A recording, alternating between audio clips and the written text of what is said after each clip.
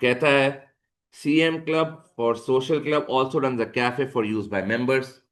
Summarise bank account आपको दिया हुआ है बेटा। सीडी आपके पास नेगेटिव है बेटा। एसओएफपी करंट लायबिलिटी में जाता है अगर एसओएफपी बनानी है तो। कहता है all sales in cafe are made for cash. Cafe staff were paid 5200 out of this cash taking and the reminder was paid into the bank. Sir ये इनकम्प्लीट रिकॉर्ड्स की तरह मिलता जुलता है कि कैश सेल्स के पैसे है, उससे हमने कुछ स्टाफ की वेजेस पे की, बाकी पैसे बैंक में डाल दिए। अच्छा, उसके बाद आपको बेटा ये 1 जनवरी और 31 दिसंबर 2025 का दिया हुआ है, तो ये हमारा बीडी है और ये हमारा सीडी है। आपसे कहता है the club does not provide depreciation on club house, other non current assets are depreciate using reducing balance method, a full depreciation is charge.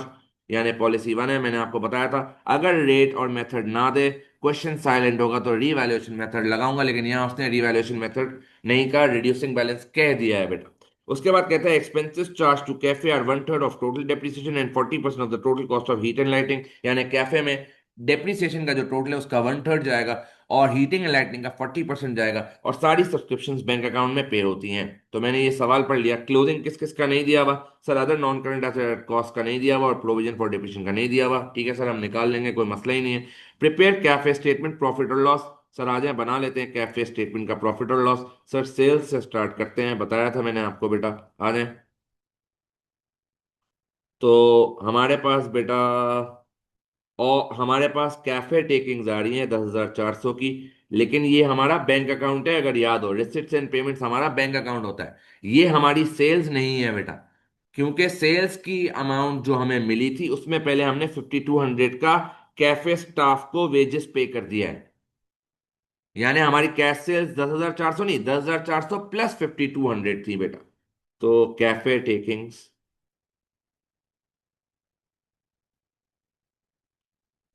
10,400 plus 5200 जरा ऐड करके बता दोगे बेटा कितना आता है? हाँ भाई, 15,600 बेटा।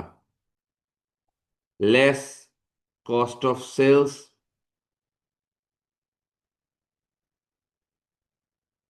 Opening inventory, add purchases.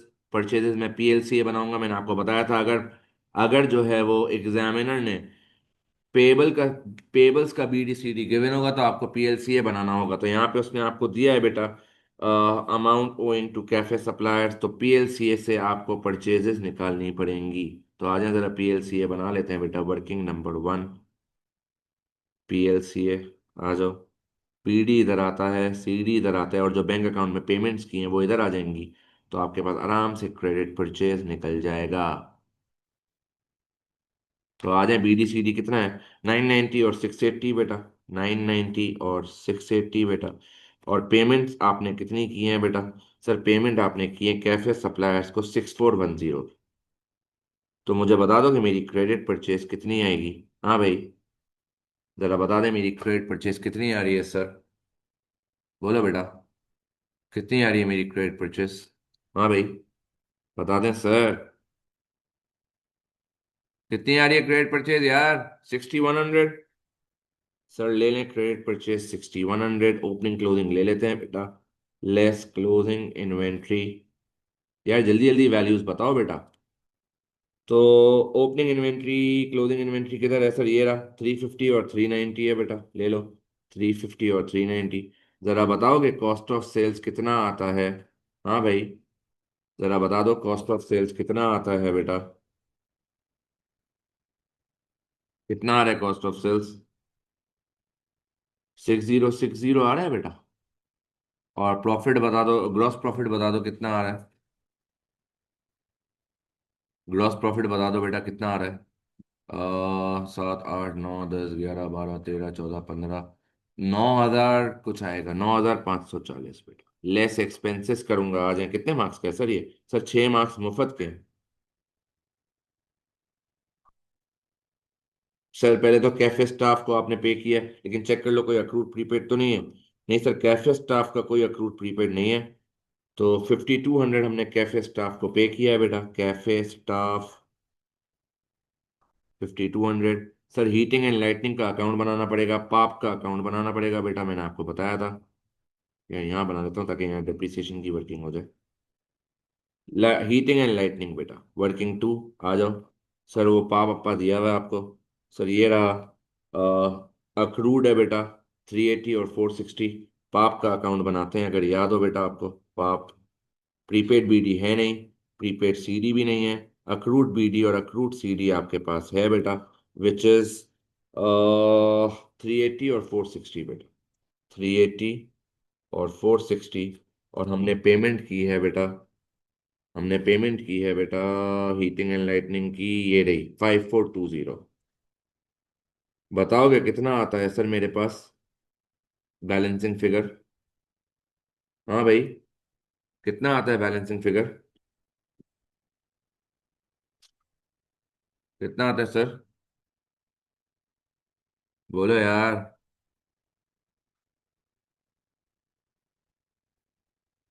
कितना आ रहा है भाई? 5500 आ रहा है?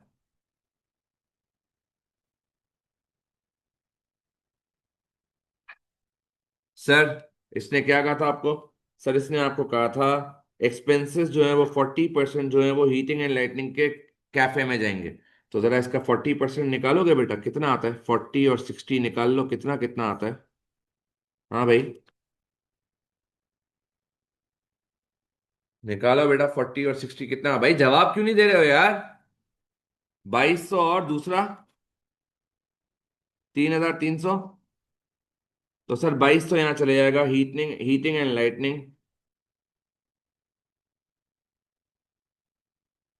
वर्किंग टू बेटा,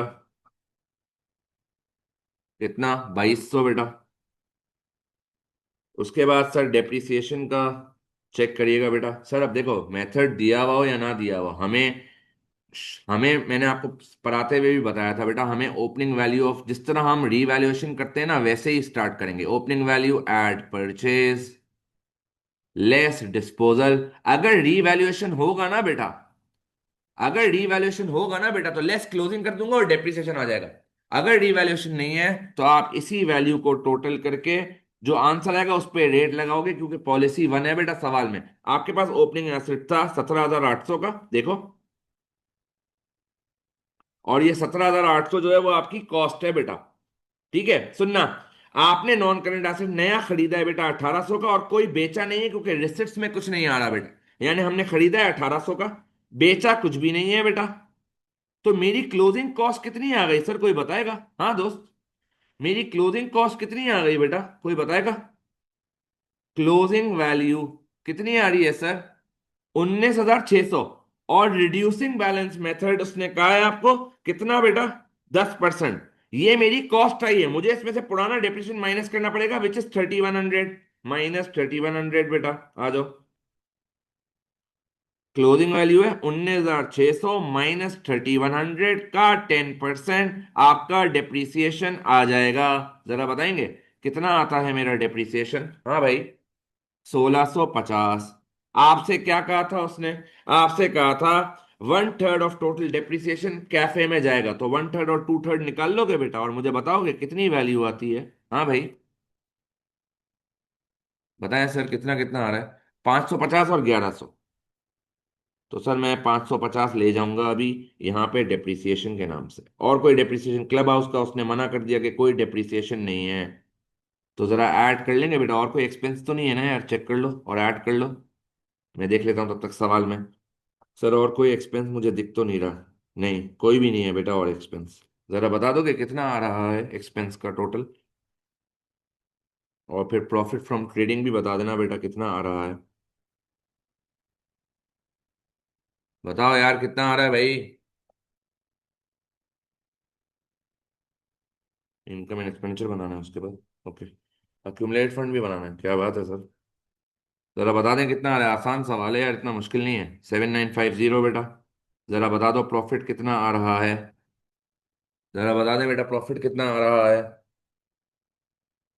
1590। आसान है बेटा, आई होप ये सबको क्लियर होगा। अगली रिक्वायरमेंट है इनकम एंड एक्सपेंडिचर की। सर अब आप याद करें मैंने आपको क्या स्टेप सिखाए थे। स्टेप वन अक्यूमुलेट फंड, वो यहाँ नहीं बनेगा बेटा। Step two restriction payments account नहीं बनेगा क्योंकि एसओएफपी नहीं बनानी। Step three trading account already बना चुका। स्टेप फोर सब्सक्रिप्शन अकाउंट, मुझे सब्सक्रिप्शन अकाउंट बनाना पड़ेगा तभी मैं इनकम एंड एक्सपेंडिचर अकाउंट बना सकता हूँ बेटा, क्योंकि सब्सक्रिप्शन को आप एडजस्ट करते हो बेटा, अगर याद हो। तो पहले मुझे सब्सक्रिप्शन अकाउंट बनाना पड़ेगा।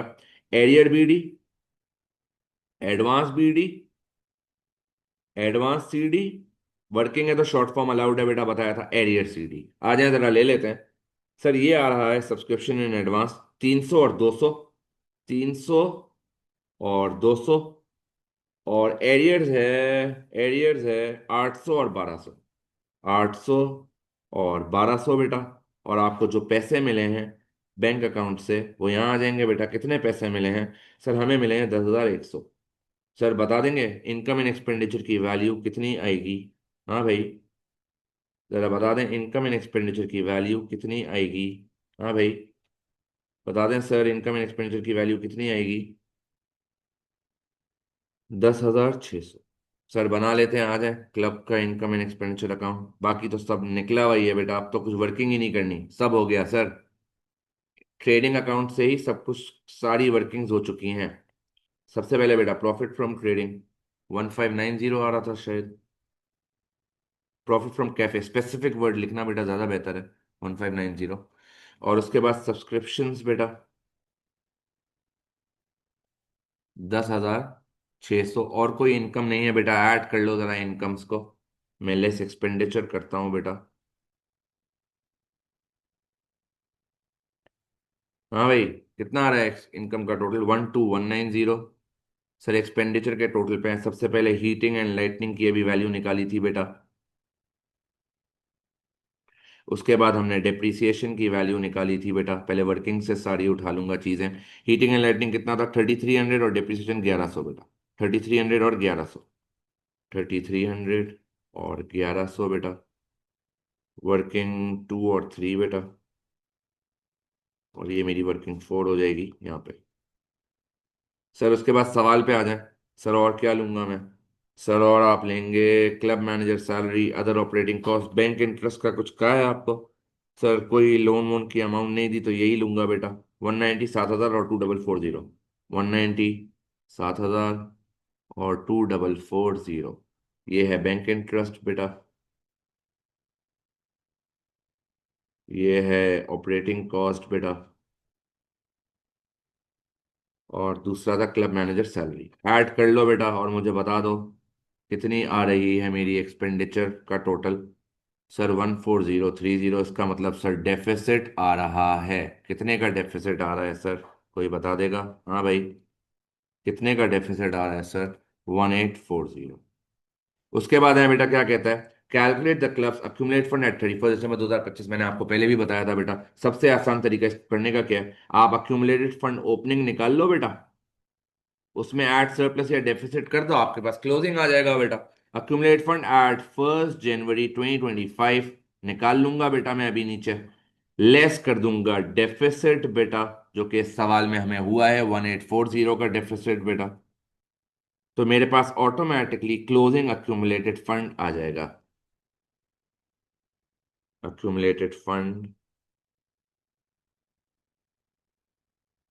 एट 31 दिसंबर 2025। तो आए जरा ओपनिंग अक्यूमुलेट फंड निकाल लेते हैं बेटा, आओ जरा ओपनिंग अक्यूमुलेट फंड निकाल लेते हैं बेटा।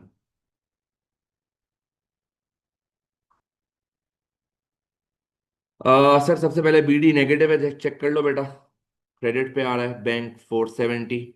उसके बाद आ जाए सारी चीजें ले लेते हैं बेटा। Sir amount old 990। Sir cafe suppliers 990 बेटा। पूरी फुल फॉर्म लिखनी है क्योंकि आप ये इसमें ही कर रहे हो बेटा। Accrued heat and lightning, accrued heat and lightning बेटा कितना था? सॉरी मैंने वैल्यू नहीं देखी बेटा। 380। क्लब हाउस यहाँ आ जाएगा बेटा, कितना है? 63,000। सर प्रोविजन फॉर डिप्रिसिएशन आपकी लायबिलिटी होती है, कॉन्ट्रा एसेट अकाउंट होता है, ट्रीटमेंट लायबिलिटी वाला होता है, बिल्कुल बेसिक्स में ओ लेवल्स और एएस में पढ़ाता था बेटा मैं आप लोगों को। तो कितना है प्रोविजन फॉर डिप्रिसिएशन? 3100। उसके बाद सर सब्सक्रिप्शन इन एडवांस 300 और 800। 300 यहाँ है और 800 यहाँ पे है बेटा। सब्सक्रिप्शन जरा ऐड करते रहो बेटा, और मुझे एक्यूमुलेट फंड बताना है। फिर आप लोगों ने टोटल करके पहले पहले टोटल बताना। सब्सक्रिप्शन एरियर्स और आखिरी है बेटा इन्वेंट्री। जरा टोटल करोगे बेटा कितना आता है? अक्यूमुलेट फंड ओपनिंग इन्वेंट्री है बेटा 350 का। जरा ऐड करके टोटल बता दो पहले मुझे, फिर अक्यूमुलेट फंड बताना बेटा। टोटल कितना आता है? जल्दी से बता दो यार, कब से बोला हुआ है फिर भी सुनते नहीं हो क्या तुम लोग? हाँ, कब से बोला है फिर भी नहीं सुनते क्या? टोटल है ये मिस रानिया, ये टोटल है 64150। तो अक्यूमुलेट फंड भी बता दें प्लीज।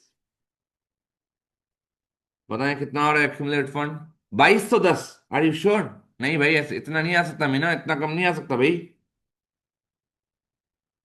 64150 माइनस करें ये सारी अमाउंट्स, कितना आता है अक्यूमुलेट फंड ओपनिंग बेटा?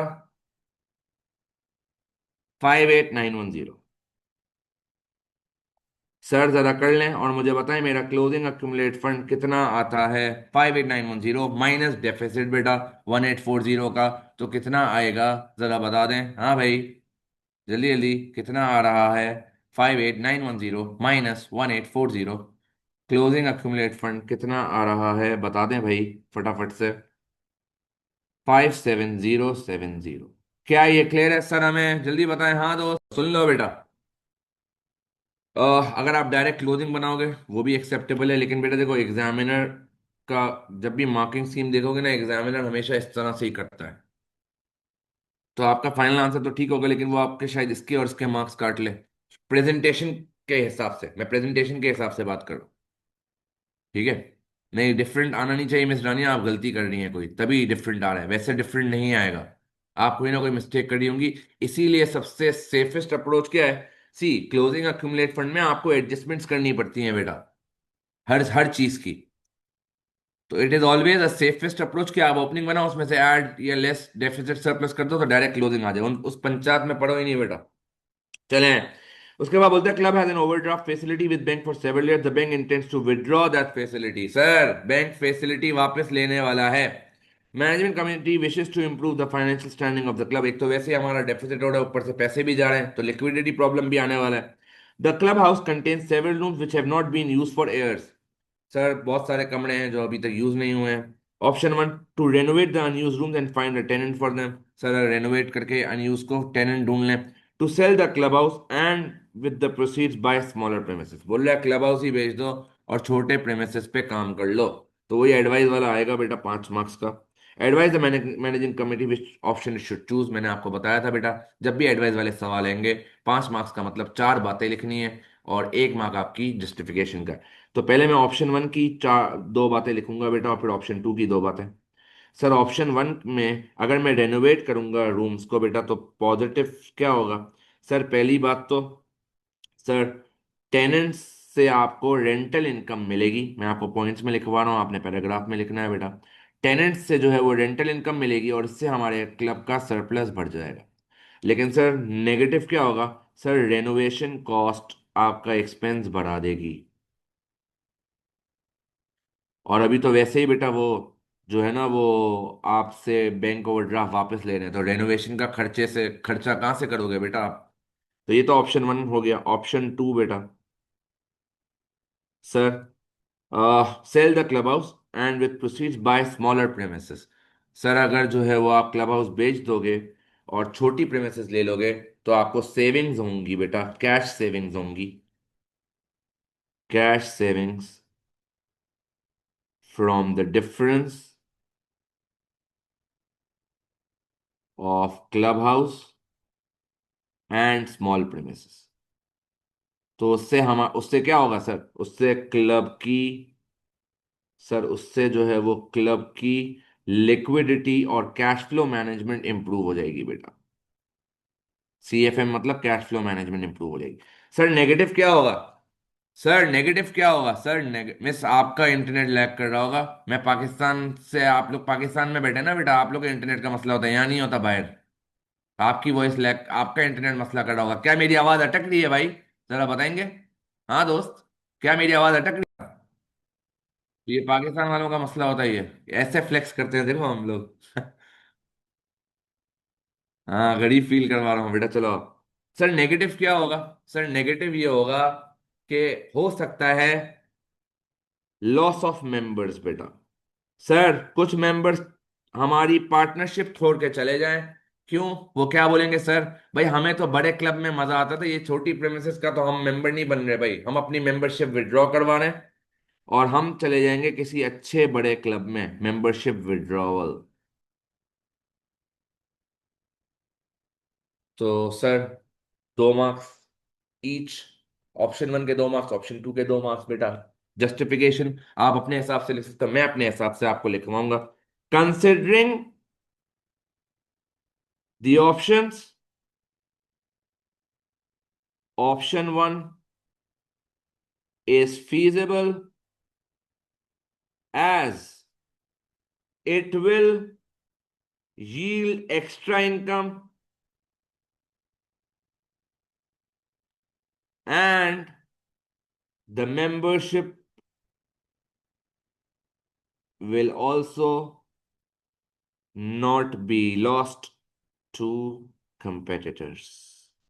तो मैं बेटा ऑप्शन वन के साथ जा रहा हूं, आपको जिसके साथ जाना है आप जाए आगे। The managing committee is considering a change in policy such that subscriptions are paid by direct debit. अच्छा सर, अब ये डायरेक्ट डेबिट क्या है? सर आपको याद होगा मैंने आपको ओ लेवल्स और एएस में बैंक रिकंसिलिएशन स्टेटमेंट पढ़ाया था, जहां मैंने आपको डायरेक्ट डेबिट बताया था कि क्या होता है। हम जो है वो बैंक को इंस्ट्रक्ट करते हैं कि हर महीने जो है वो हमारे अकाउंट से एक अमाउंट डिडक्ट करके और हमारे सप्लायर को दे दे। इस केस में क्या होगा बेटा, हम जो है वो डायरेक्ट डेबिट की फैसिलिटी इंट्रोड्यूस करवा रहे हैं। तो होगा क्या, जितने भी हमारे मेंबर्स होंगे ऑटोमेटिकली उनके जो बैंक अकाउंट है उससे अमाउंट डिडक्ट होकर क्लब की जेब में आ जाएगी। ये है इस पूरे का मतलब। क्या हमें ये मतलब क्लियर होता है? क्या हम सबको याद आया डायरेक्ट डेबिट क्या था? जहां पे मैं अपने बैंक को इंस्ट्रक्ट करता हूं कि ऑटोमेटिकली अमाउंट डिडक्ट करके पेमेंट कर दे। तो सर बोलता है discuss the consequences of making this change. कितने मार्क्स का है भाई? 4 मार्क्स का है, 4 बातें लिखनी है। सर अगर ये हो गया बेटा, क्लब की ईद है। क्यों? सर ये जो एरियर्स आप देख रहे हो, फिर तो एरियर होगा ही नहीं ना, बैंक ऑटोमेटिक डिडक्ट कर लेगा। और उधार का तो सवाल सर, ना एडवांस होगा फिर ना एरियर होगा, क्योंकि बैंक आपके टाइम पे पैसे आपके अकाउंट से डिडक्ट कर लेगा। तो क्लब को क्या होगा बेटा, क्लब का फायदा क्या होगा? सर क्लब का फायदा ये होगा, club will timely receive the subscription income. Club will timely receive the subscription income, तो उससे होगा क्या, उनकी कैश फ्लो पोजीशन अच्छी होगी बेटा। सर और क्या हो सकता है? सर और ये हो सकता है बेटा कि आप बैंक से सर्विस ले रहे हो ना, बैंक चार्ज करेगा आपकी सर्विस, ये डायरेक्ट डेबिट का। Bank charges, bank charges,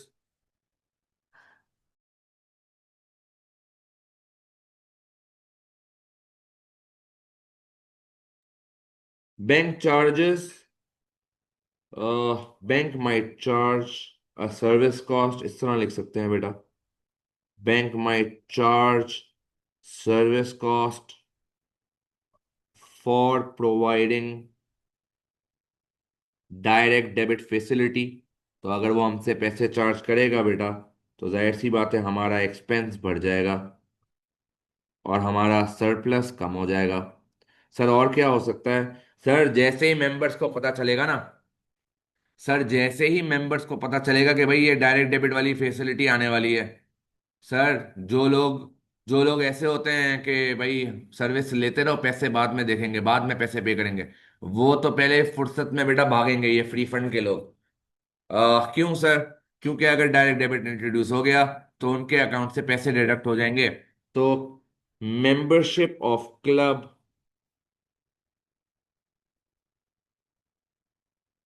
might be lost as some members might not be comfortable with this change बेटा। हाँ भाई, और कोई पॉइंट बता सकते हैं आप? 3 तो मैंने बता दिए, एक आप बताएं भाई। कोई बता सकता है भाई एक पॉइंट क्या लिख सकता हूं मैं? हाँ भाई, बताएंगे सर? बोल दो यार। 3 पॉइंट्स मैंने लिखवा दिए, एक आप बता दें सर। क्या हो सकता है? बिल्कुल सर। कुछ ऐसा हो सकता है, कुछ मेंबर्स सर, बुढ़ भाई मेंबर्स बुढ़े ही आते हैं यूजली, देखा जाए तो। वैसे जो जो हमारे अकाउंटिंग कॉन्सेप्ट के परस्पेक्टिव से, वैसे तो जो है वो यंग पीपल भी होते हैं सर। हो सकता है कुछ मेंबर्स इतने बुढ़े हों उनका बैंक अकाउंट ही ना हो, क्या करोगे फिर? उनसे पैसे कैसे लोगे बेटा? तो देयर इज अ चांस। वैसे तो आजकल के डिजिटल जमाने में नहीं होता, लेकिन फिर भी होता है बेटा। There is a chance that some members, या तो बैंक अकाउंट हो और एक्टिव ना हो। Some members might not have an active bank account. बहुत अच्छा डाला है बेटा, पॉइंट अच्छा दिया है आपने। यार देखो, कैश रन आउट नहीं हो सकता अवेश, क्योंकि भाई बैंक में तो पैसा है ना, बैंक से विड्रॉ करके कैश ले आएंगे। क्या ये क्लियर है सर? हमें जल्दी बताएं, हाँ दोस्त, फटाफट। आप वैसे तो 4 पॉइंट्स ही लिखने हैं, लेकिन आप ये लिख सकते हो बेटा। देखो देखो, कैशलेस ट्रांजेक्शन से क्या होता है, फ्रॉड कम हो जाता है। तो या reduces risk of fraudulent transactions. हर कुछ रिकॉर्ड बैंक में ही होगा बेटा। तो जो मेंबरशिप, जो सब्सक्रिप्शन है मेंबर्स की, उसके पैसे इधर उधर नहीं हो सकते। तो ये पॉजिटिव भी है। तो 4 मार्क्स में मैंने आपको बताया था एटलीस्ट कुछ पॉजिटिव कुछ नेगेटिव लिखना। ठीक है? कौन से क्वेश्चन का आंसर